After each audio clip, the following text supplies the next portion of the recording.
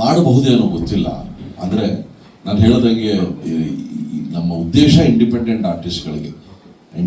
ಆರ್ಟಿಸ್ಟ್ಗಳು ಯಾರು ಸಿನಿಮಾ ಹೊರಗಿನ ಹಾಡುಗಳನ್ನು ಮಾಡಬೇಕು ಅಂತ ಇಷ್ಟಪಡ್ತಾರೋ, ನಾಳೆ ಭವಿಷ್ಯದಲ್ಲಿ ಅದು ಏನಾದ್ರು ಆ ರೀತಿ ಅವಕಾಶ ಬಂದರೂ ಖಂಡಿತವಾಗಿ ಅದನ್ನು ಸ್ಟುಡಿಯೋ ಬಗ್ಗೆ ಹೇಳಬೇಕು ಅಂದ್ರೆ ನಮ್ಮ ಸ್ಟುಡಿಯೋನಲ್ಲಿ ಈಗ ಕಾಂತಾರ 2ದು ಹಾಡುಗಳು ನಾವು ರೆಕಾರ್ಡ್ ಮಾಡಿದ್ವಿ. ಅಜನೀಶ್ ಅವ್ರು ಕೆಲಸ ಮಾಡ್ತಾರೆ, ಅರ್ಜುನ್ ಜನ್ಯ ಅವ್ರು ಕೆಲಸ ಮಾಡಿದ್ದಾರೆ.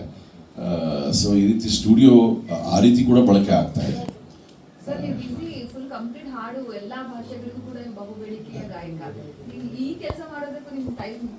ಅಂದ್ರೆ ಇದು ನನ್ನ ಆಸೆ, ಇವಳ ಪ್ರಯತ್ನ.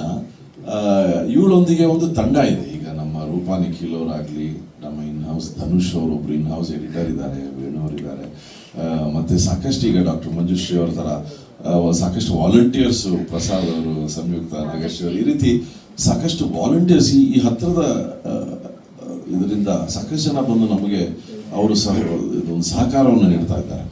ಸೊ ನಾನು ಪ್ರತಿನಿತ್ಯ ಇದರಲ್ಲಿ ಪಾಲ್ಗೊಳ್ಳದೆ ಹೋದ್ರು ಕೂಡ ಏನಾಗ್ತಾ ಇದೆ ಅಂತ ನನಗೆ ಗೊತ್ತು.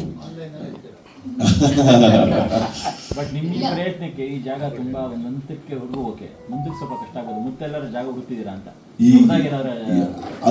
ಅದು ನಮಗೆ ಗೊತ್ತಿಲ್ಲ ಸರ್, ಅದು ಭಗವಂತನ ಇಚ್ಛೆ. ನಾವು ಏನಂದ್ರೆ ಹಾಸಿಗೆ ಇದ್ದಷ್ಟು ಕಾಲು ಚಾಚು ಅಂದಾಗೆ ನಮ್ಮ ಕೈಲಿ ಏನು ಮಾಡ್ಲಿಕ್ಕೆ ಸಾಧ್ಯವೋ ಅಷ್ಟನ್ನು ಮಾತ್ರ ಇಲ್ಲಿ ನಾವು ಮಾಡ್ತಾ ಇದ್ದೀವಿ. ಆದರೆ ಇದನ್ನ ಸ್ಕೇಲ್ ಅಪ್ ಮಾಡಿ ದೊಡ್ಡ ಮಟ್ಟದಲ್ಲಿ ಹೋಗ್ಬೇಕು ಅನ್ನೋ ಕನಸು ಸದ್ಯಕ್ಕೆ ಏನಿಲ್ಲ ಸರ್. ಅದು ಮುಂದೆ ಅದು ಹೇಗಾಗುತ್ತೋ ಅಂತ ನಮಗೆ ಗೊತ್ತಿಲ್ಲ. ಈಗ ಸದ್ಯಕ್ಕೆ ನಾವೇನು ನಿರ್ವಹಿಸಬಲ್ಲೋ ಅದನ್ನು ಮಾತ್ರ ಮಾಡ್ತಾ ಇದ್ದೀವಿ.